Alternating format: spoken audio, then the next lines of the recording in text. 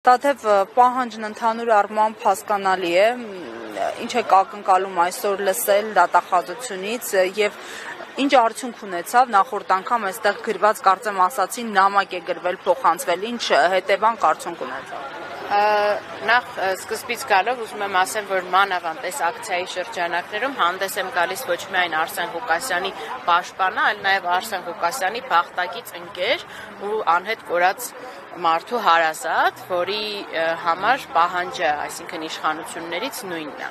Ու այս իմ համար Արսեն Ղուկասյանի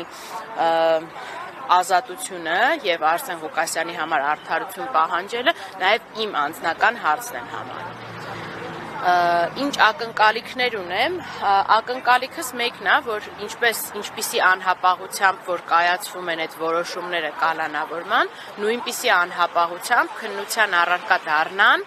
մեր կողմից ներկայացված առողջության վերաբերյալ անհետաձգելի ստուգումների եւ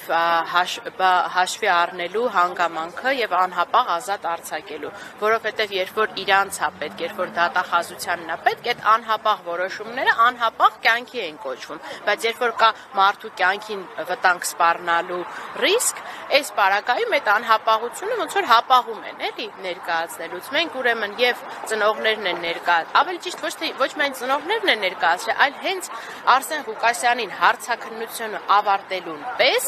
վարույթն իրականացնող մարմնին ներկայացվել են այդ բոլոր փաստաթղթերը։ Հենց ավարտվելուց առաջ, այսինքն հարցաքննությունից առաջ, արդեն իսկ բժիշկը արձանագրել էր, որ ինքը ունի նեղ մասնագետի ստուգման կարիք անհապաղ,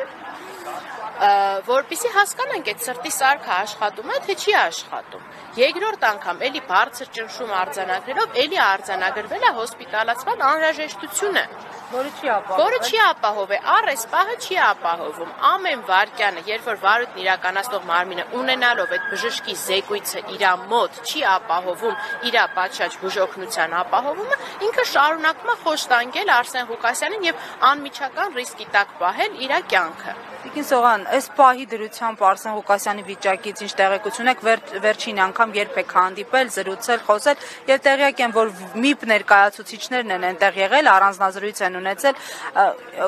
նրանք ինչ որ քայլեր ձեռնարկում են։ Ուրեմն Արսեն Ղուկասյանին վերջի անգամ տեսել եմ նախորդ օրը երեկոյան, դրա նախորդ օրը այցելել էին ՄԻՊ աշխատակիցները, արձանագրել են, այսինքն եւ Արսեն Ղուկասյանին ընդունելու պահի դրությամբ արձանագրվել է ոչ միայն Արսեն Ղուկասյանի գանգատները կապված իր սրտի հիվանդությունների հետ, այլև առերևույթ այդ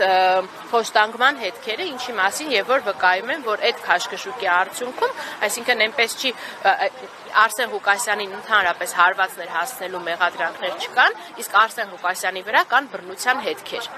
Արձանագրվել են այդ բռնության հետքերը, ՄԻՊ աշխատակիցները արձանագրել են նաև առերևույթ այն անհամապատասխանությունները, որոնք կան Արսեն Ղուկասյանի առողջական վիճակի եւ այդ